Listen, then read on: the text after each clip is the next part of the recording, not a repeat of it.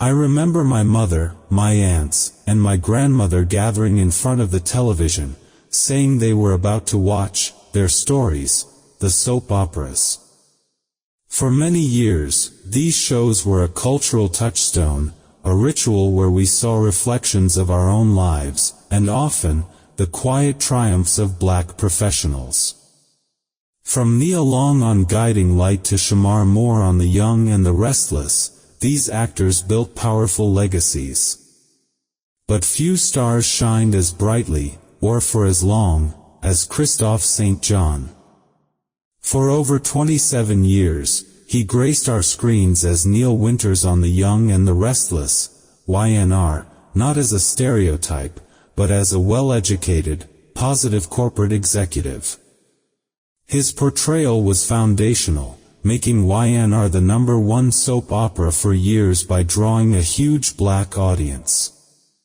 Yet, behind that award-winning smile, a man who earned 10 NAACP Image Awards and 2 Daytime Emmy Awards, lay a private devastation that many of us never fully grasped. How does a man who gave so much hope and stability to millions on screen end his journey in such profound tragedy?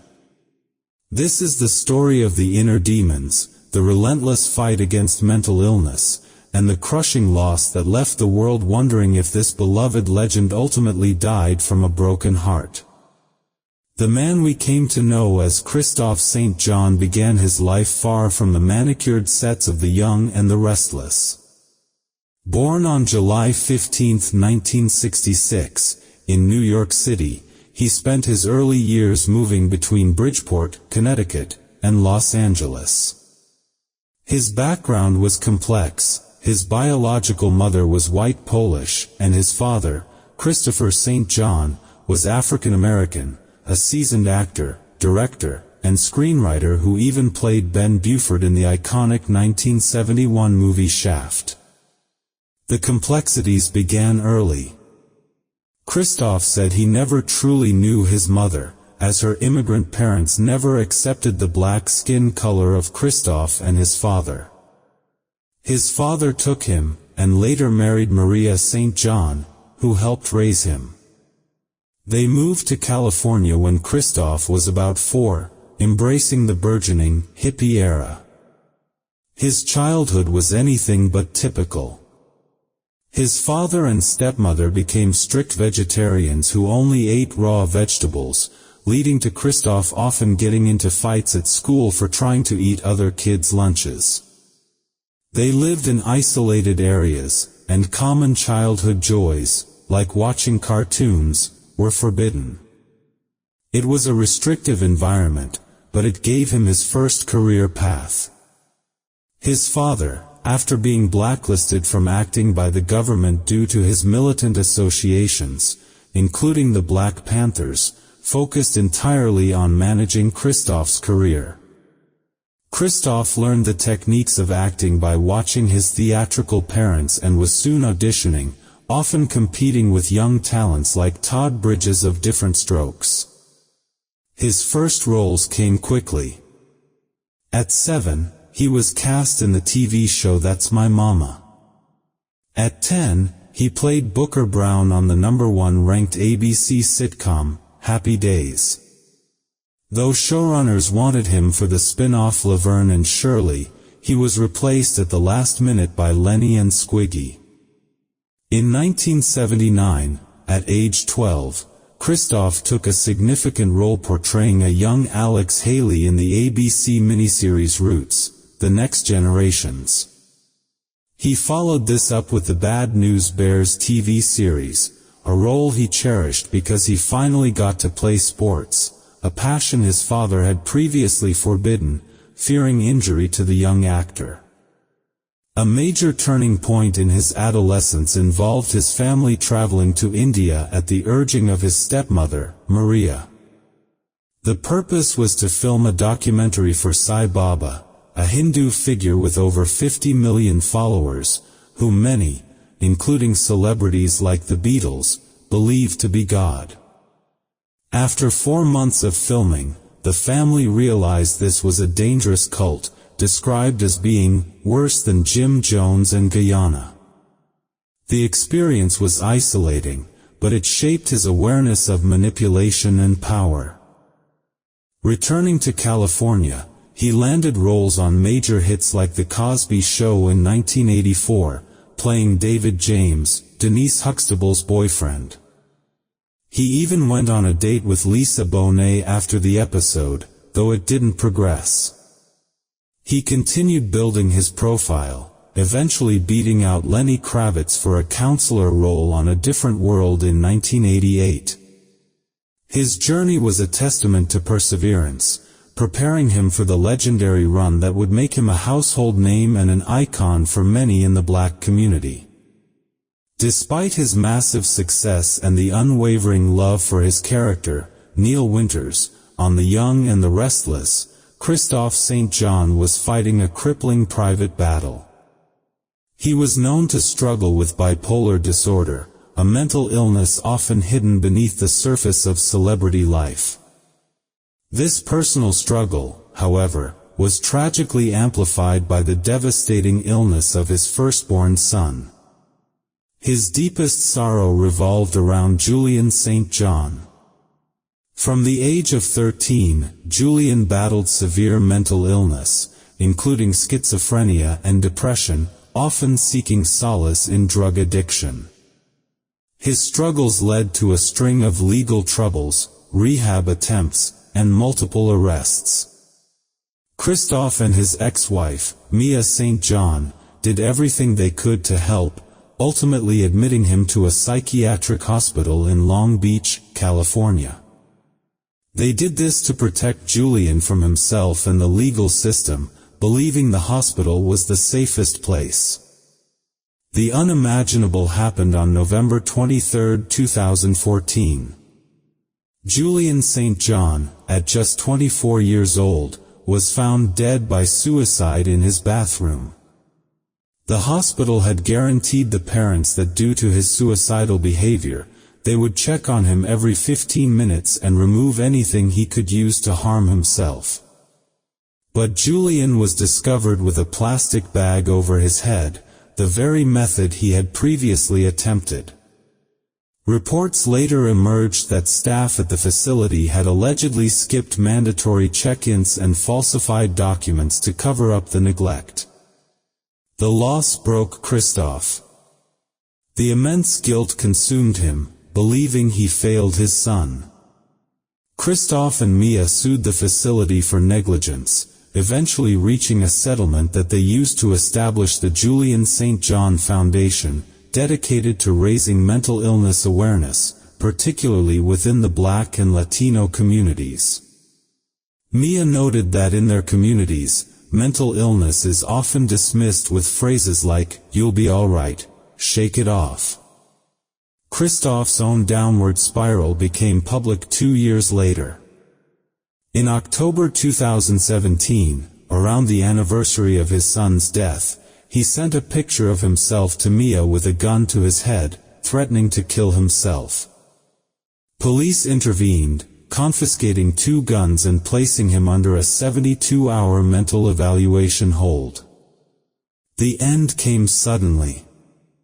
On Sunday, February 3, 2019, Kristoff was found dead at his home in San Fernando Valley. Days earlier, he had been hospitalized for psychiatric evaluation but was discharged after just a few days without notifying his family. Mia said she spoke to him that morning.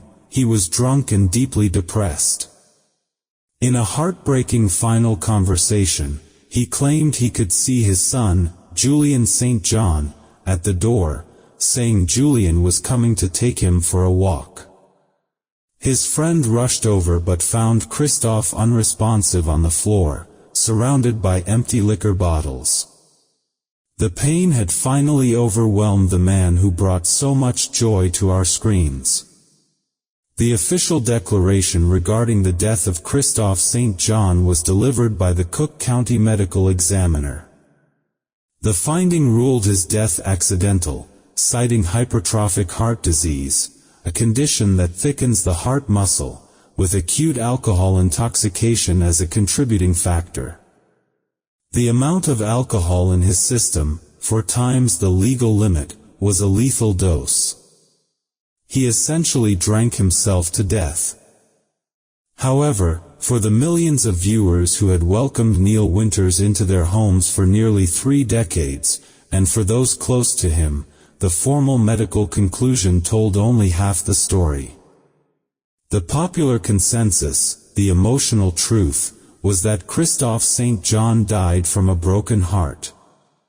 This belief was crystallized by a poignant tweet Kristoff St. John posted 2 weeks before his death, reflecting on the perpetual grief of losing a child. Grieving the loss of a child is a process. It begins on the day your child passes and ends the day the parent joins them. This sentiment, juxtaposed with the fact that his last recorded words to Mia St. John were about his son Julian St. John coming to the door to take him for a walk, painted a picture of a soul seeking release from an unbearable weight. The tragic outcome also served as a stark, public cautionary tale about the crisis of mental illness within the African American community. His ex-wife, Mia St. John, an active advocate after Julian's death, highlighted how, in the Black and Latino communities, mental health issues are often met with disbelief or the expectation to shake it off.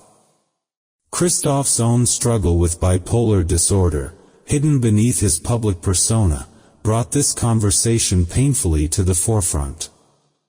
Mia St. John publicly and emotionally lashed out on Twitter, deleting the post soon after, but claiming that the hospital was responsible for killing both her son, Julian St. John, and her husband. This act underscored the raw, unaddressed pain often surrounding such institutional tragedies. His professional home, The Young and the Restless, YNR, dedicated a special episode in his honor. The outpouring of grief from fans and colleagues was immense. Kristoff St. John was not just an actor, he was a symbol of strength and integrity.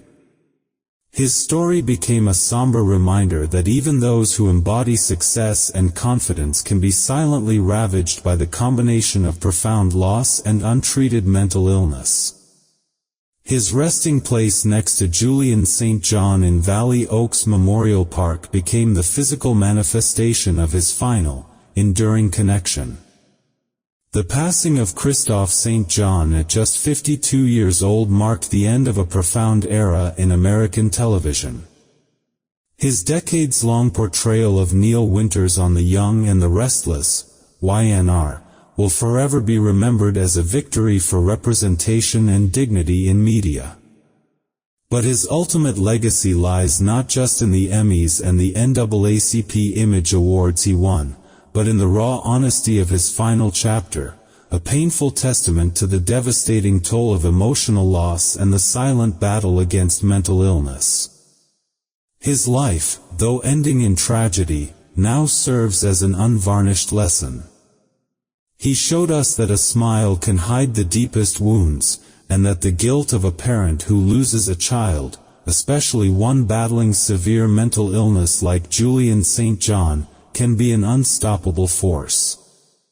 His final resting place, right next to his son, is a powerful and heart-wrenching image of a father who simply could not bear to be separated any longer.